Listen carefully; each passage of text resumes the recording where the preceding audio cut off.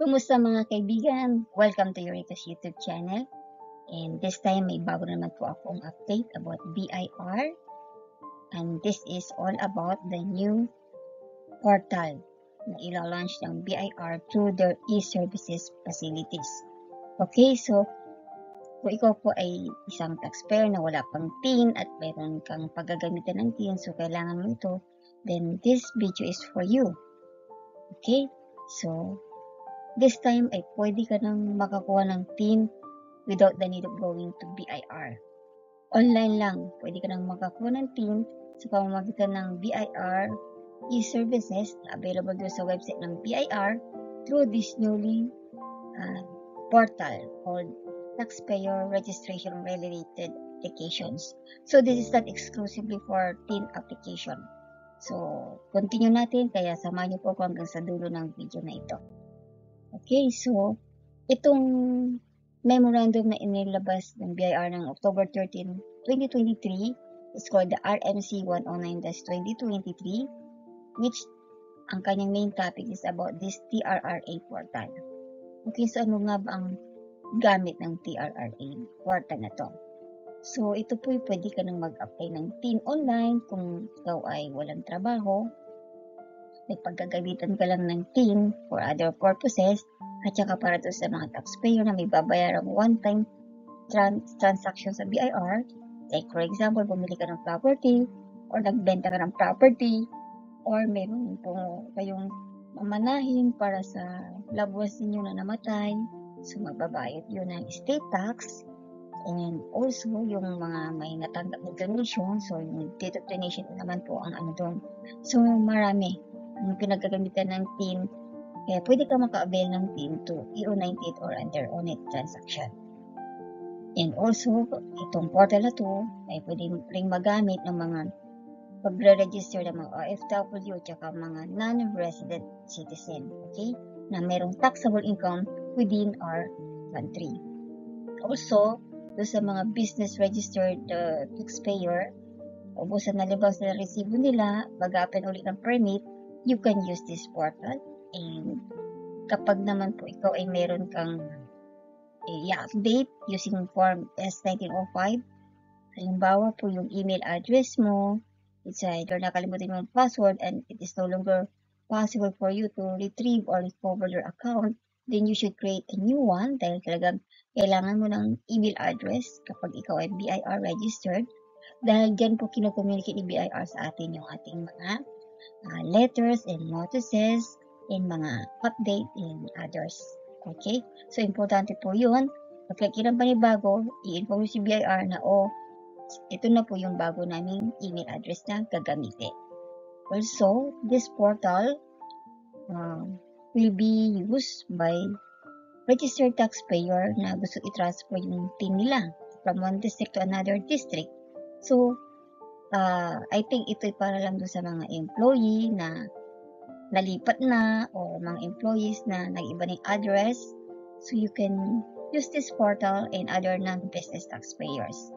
Pero how about sa mga taxpayer na may registered business? This portal is not applicable to you kasi mayroon pong tinatawag na routing procedure doon sa pag-transfer kapag ito ay may business or registered as self-employed.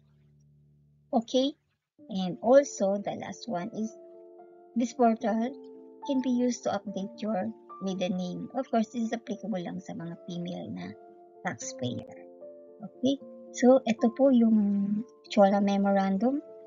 Medyo malabo lang pag ini-scan na. At, you can download this. Ilalagay ko na lang yung link yan sa description para makakuha kayo ng mas malinaw na copy nito. So, yan po, 2 pages siya, na-release October 13, 2023, signed by the OIC Deputy Commissioner. So, let us check page 1.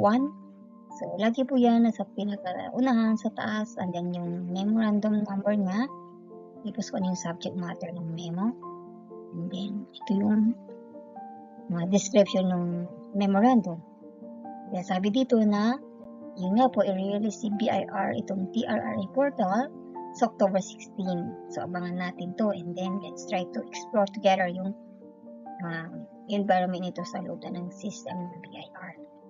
Okay, so mainly itong TRRN portal na to is just one of the alternative option na pwedeng gamitin ng isang taxpayer para isubmit online ang kanilang registration-related application.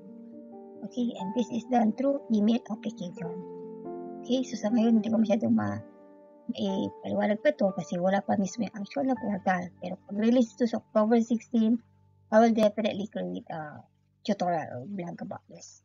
Okay, so ito po yung mga features or services ng portal na to. Na-mention ko na to earlier. Okay, and ito naman po yung parang pinaka-procedure. So, syempre, since online submission to, so kailangan ng mga document mo, may soft copy. So, scan mo na lang ito, not larger than 4 MB file size ng kada file, kasi kapag larger than that, baka hindi na attachable yung image na yun. Okay, so make sure na hindi siya mag-exceed size na yan, and also dapat malinaw. And then, kung sa portal na to, you can select the particular transaction or yung services na gusto mong i-avail or i-transact.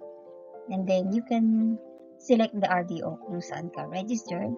But in the case na ikaw ay hindi pa naman registered, magre-register ka pa nga lang, then then this portal will select or automatically determine kung saan RDO ka dapat based doon sa transaction mo or sa address mo.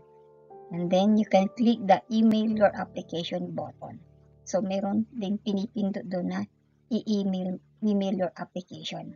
Okay, kaya kailangan mo ma-scan copy kasi i-attach yan doon. Okay?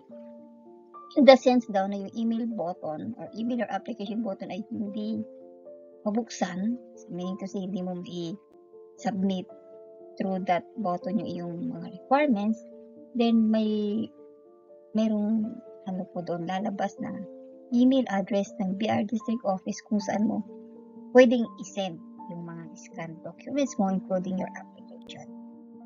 Okay, so upon submission online, you will receive an acknowledgement receipt ng application mo. That is within 3 working days.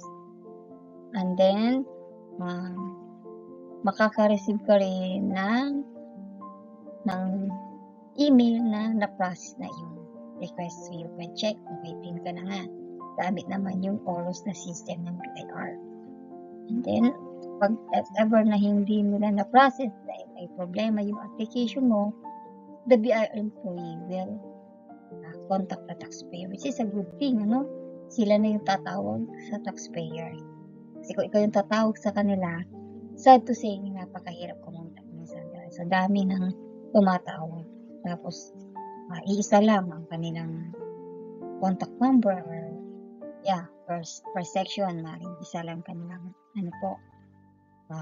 contact number, or yung iba naman through email na lang para mag-communicate ka sa kanila.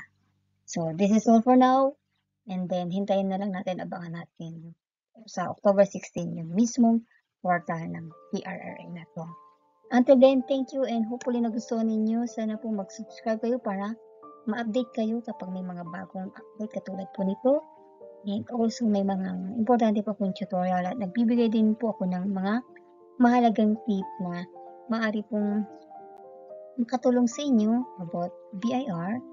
And sa mga gusto naman pong mag-support sa channel na to, you can join this channel by clicking the join button.